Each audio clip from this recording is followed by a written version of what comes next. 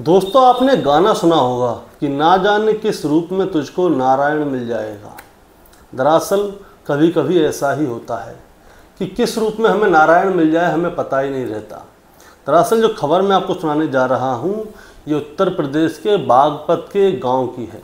यहाँ पे क्या होता है, एक 6 साल की लड़की होती है जो कि यूकेजी में पढ़ती है। वो स्कूल से अपने घर आती है। अब घर आती है तो उसको एक लड़का मिलता है। वो लड़का उसको किसी चीज़ का लालच देता है और उसे अपने साथ लेके जाता है। वो लड़की चलने भी लगती है। अब वो थोड़ी दूर जाता है तो उसका सीसीटीवी में दोस्तों फुटेज जो आपको दिख रही है सीसीटीवी की फुटेज उसी की है। ये लड़का दरअसल इस लड़की का बलात्कार करना चाहता था। अब ये लड़का पहले कोई सुनसान जगह ढूंढता है कि कहाँ जाए कहाँ नहीं जाए। तो ये क्या करता है, सबसे पहले मस्जिद में घुस जाता है।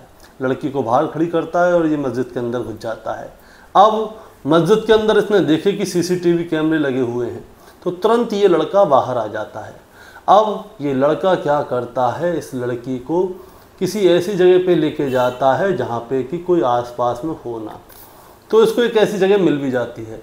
ये वहाँ पे गेट खोलता है, फिर उसके अंदर जाता है, इस लड़की के कपड़े उतारता है और लड़की के साथ जैसे ही बलात्कार करने वाला होता है तभी क्या होता है, इस लड़के के ऊपर बहुत सारे बंदर ना जाने कहाँ से आकर हमला कर देते हैं और इस लड़के को काटने लगते हैं। अब ये लड़का बेचारा अकेला फंस गया, बंदर बहुत सारे और आसपास में कोई भी नहीं।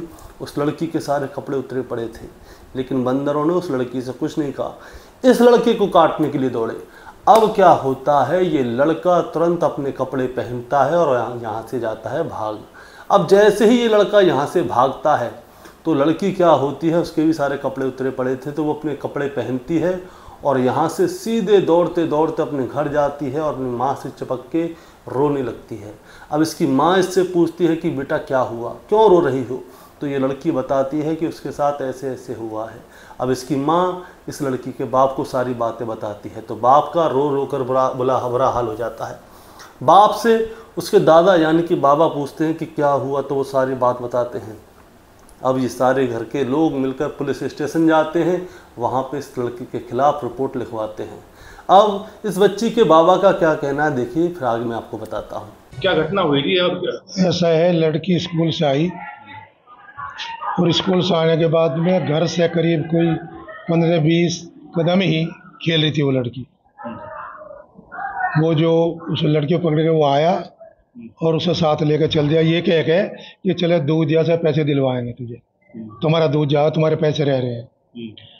वो वहाँ से लेके मस्जिद की तरफ को निकला और वो जब निकल गया तो लड़की वहीं मस्जिद के सामने छोड़ दी और अकेला फिर मस्जिद में घुस गया हो।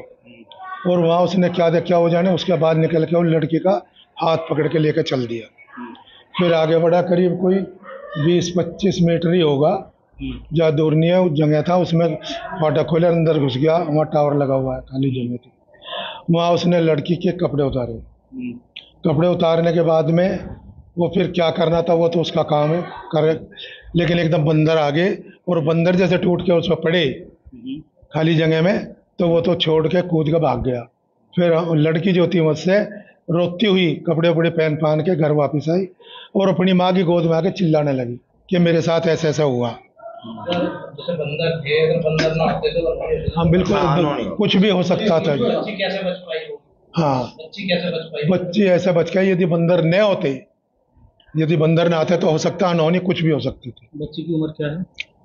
बच्ची 6-7 साल। कौन सी क्लास में पढ़ती है?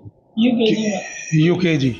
दरअसल दोस्तों, आज का समय वो आ गया है जब हम अपने किसी बच्चे को अकेला भी नहीं छोड़ सकते।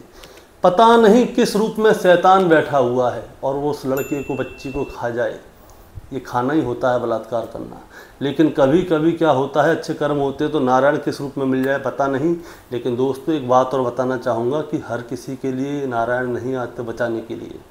हमें अपनी सुरक्षा अपनी रक्षा खुद ही करनी होगी। तो आप लोगों का क्या कहना है इस बच्ची के लिए, और जो बंदर आए थे इस बच्ची को बचाने के लिए, आप हमें कमेंट में ज़रूर बताएं। आप अपनी राय ज़रूर दें। चैनल पे नए हैं तो सब्सक्राइब करके जाएं ताकि रोज़ाना शाम को हम आपके लिए कैसी वीडियो लेकर आ सकें। नमस्कार।